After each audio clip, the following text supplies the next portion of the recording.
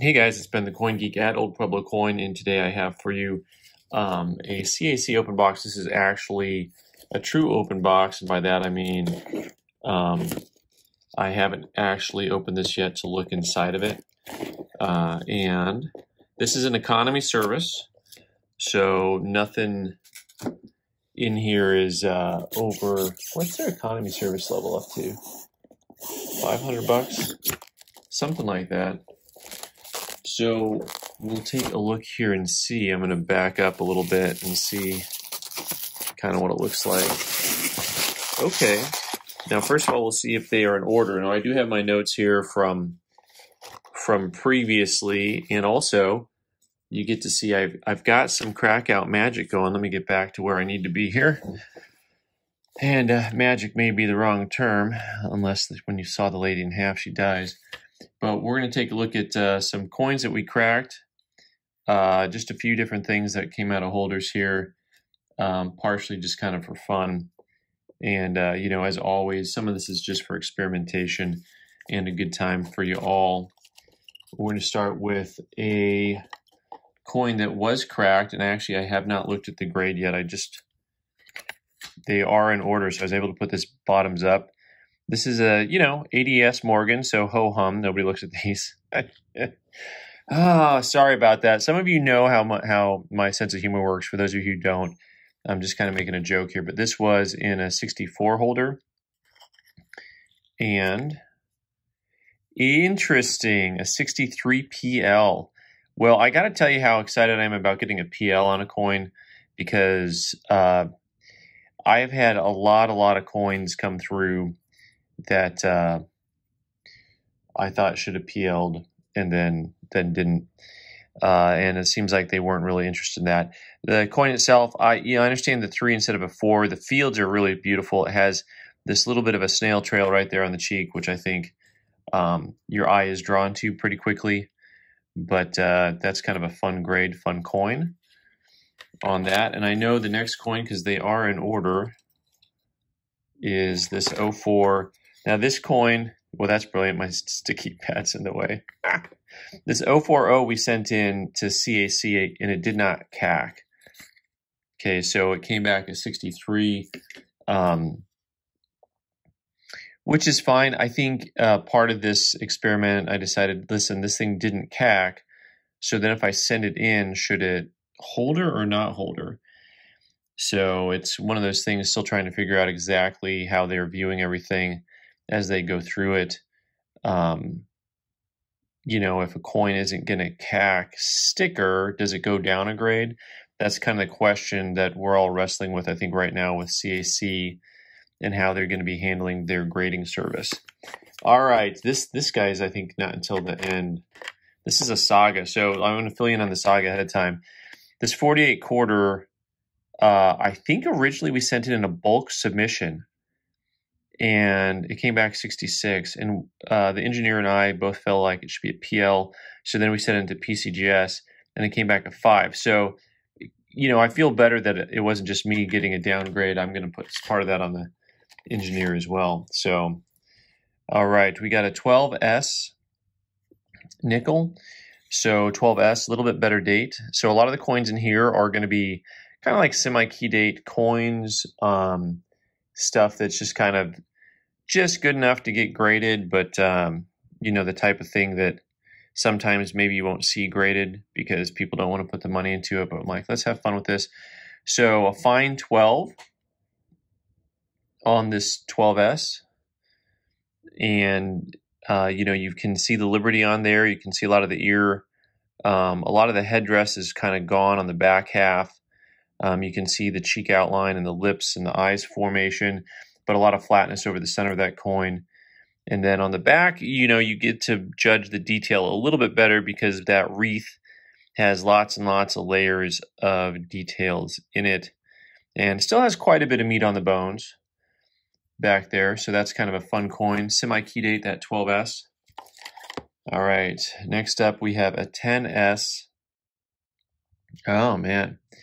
So this 10S Barber half dollar, very nice looking coin. you can see a ton of detail, fine 15. I don't see, I didn't write down my notes here on what grade I thought it would come back. But I just had some of our price points on there.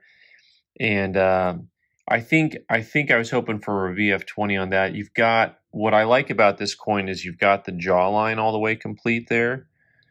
And then also you have separation on most of the leaves. But then again, fine 15, not a bad grade on that coin.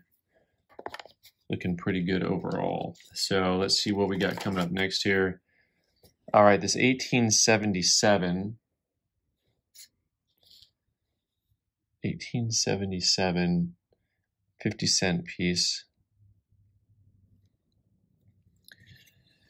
So this coin, I know I had this coin graded AU. It was in my showcase and I grabbed it. I was looking for stuff to send into CAC, and I thought this is a nice looking coin. And so, you can see that we still have luster in there. And a lot of detail. And so XF40,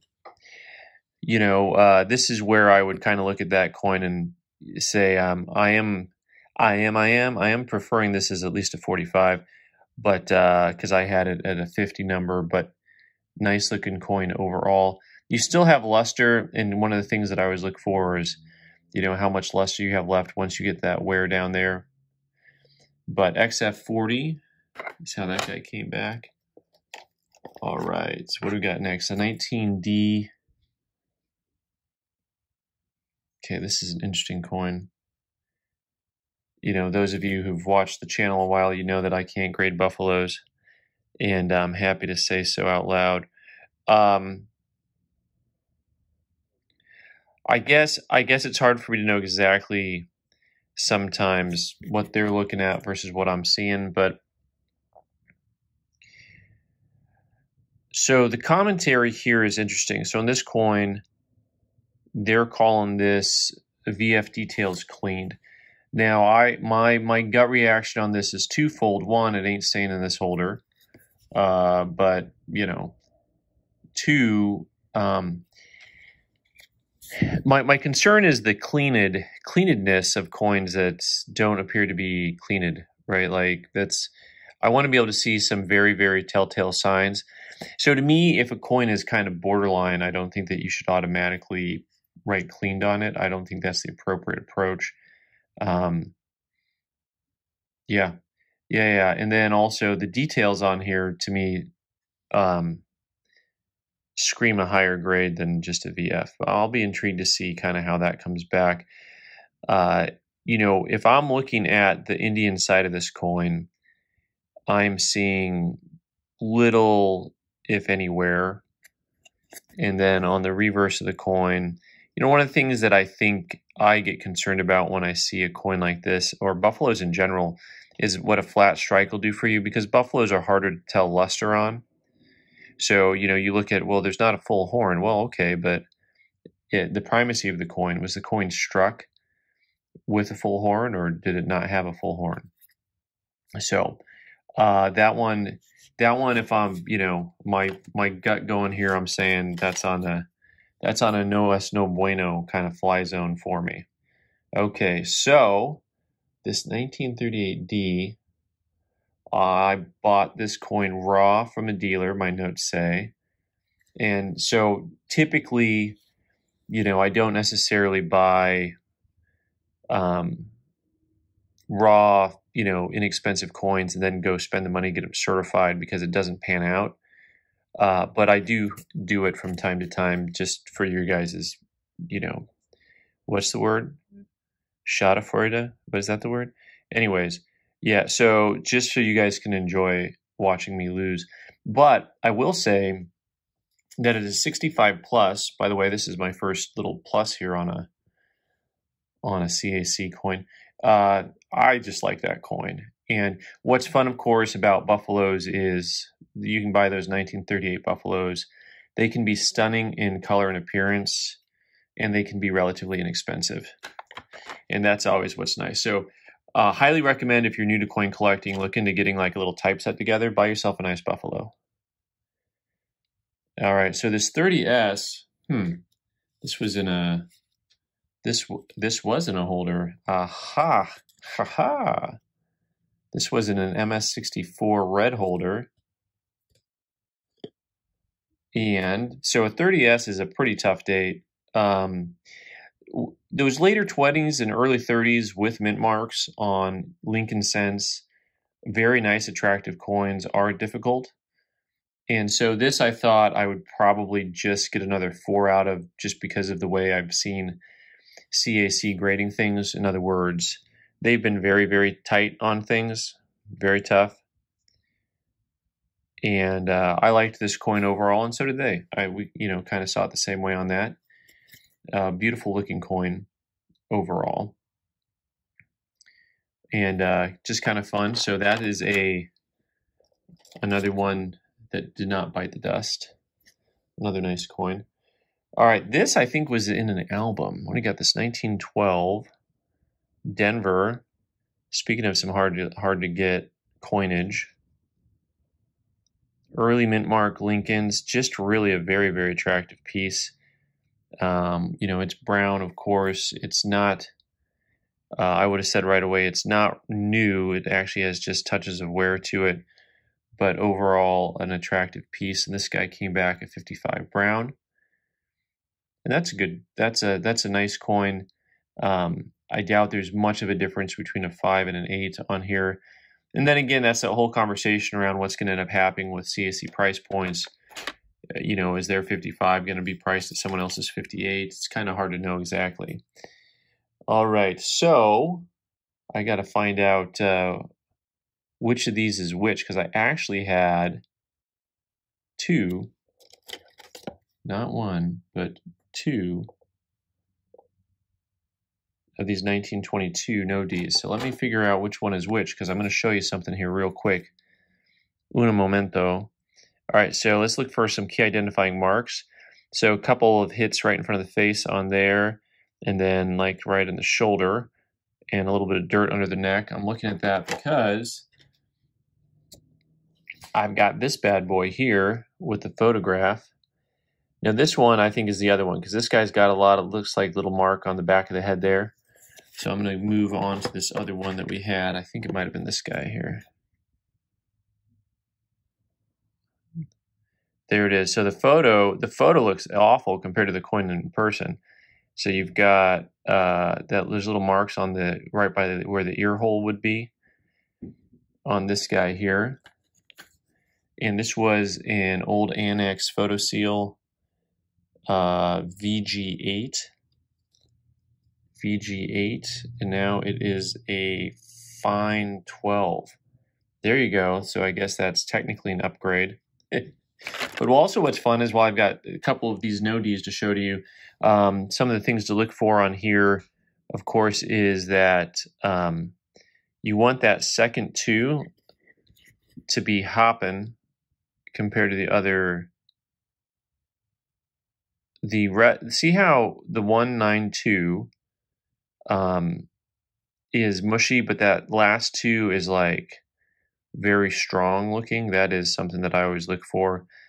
And it's similar up here where you've got the "In God We" is mushy, and then the word "trust" is strong. Those are things that I look for on the correct die pairing, because there are other die pairings.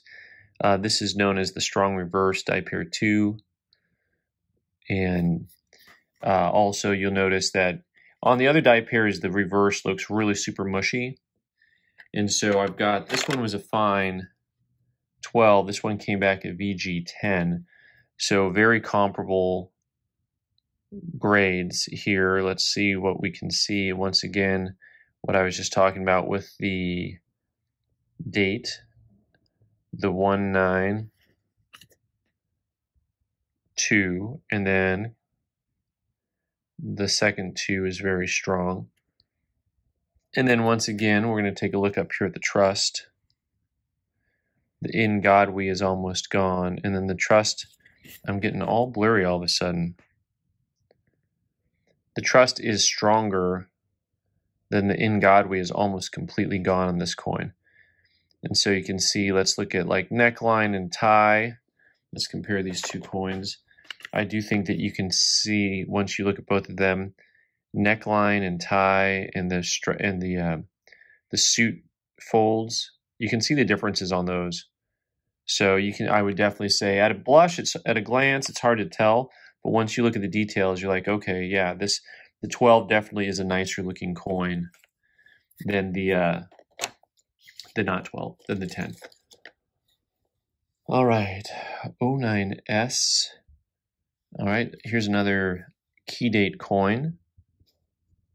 S, not of EDB, just an 09S. Lots of detail left in this bad boy here.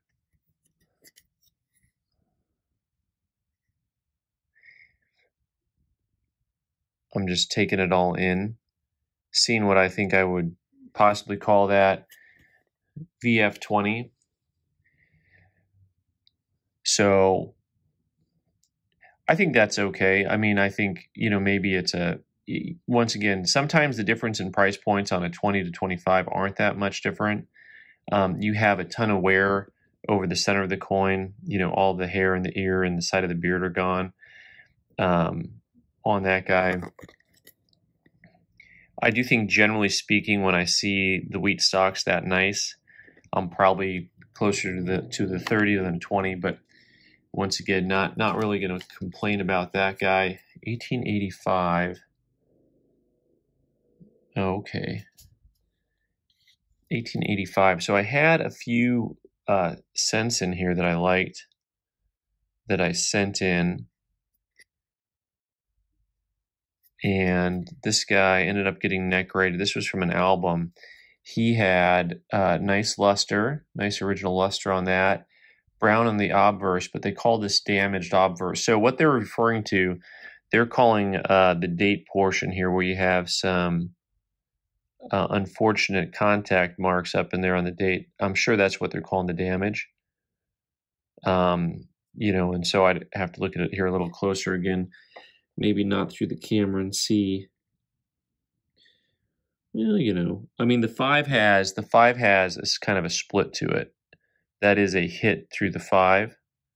That's what that is. So, all right, a little bit of a judgment call on that guy. Let's see what else we got going on here. In 1890. Oh yeah, this is a lovely little coin. Lovely little coin. With a decent amount of color to it. 63 red brown. Okay, I mean, I ain't mad at that. That's a nice coin, nice grade.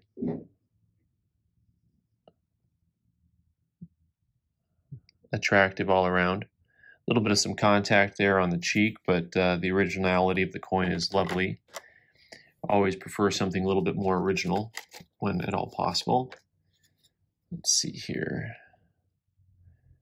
And then 1893 also, just from an old album collection that we had in. And once again, a very attractive coin. This guy's got, I think, a nicer luster bomb on the back of that guy. That's strong luster for an Indian cent. Looking good. They call this a 64 brown. Now, once again, cents oftentimes sell based on color palette.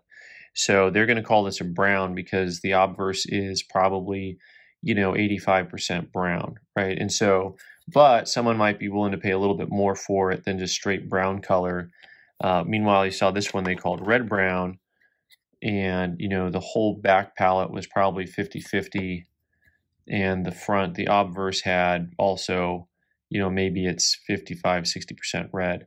Call it 50-50 on both sides. It's a coin toss. 1899. It's funny that the number of 1899 Indian head pennies that I've had in the last couple of years that were just super attractive coins. I think maybe the engineer secretly has a roll of these just kind of stashed away, and he keeps throwing one in, every so often. But this coin was also a very, very pleasing coin with a large amount of luster left. They called this a 64 brown. And this coin also is mostly brown, especially on the obverse. The reverse has some red tones to it, but is mostly brown.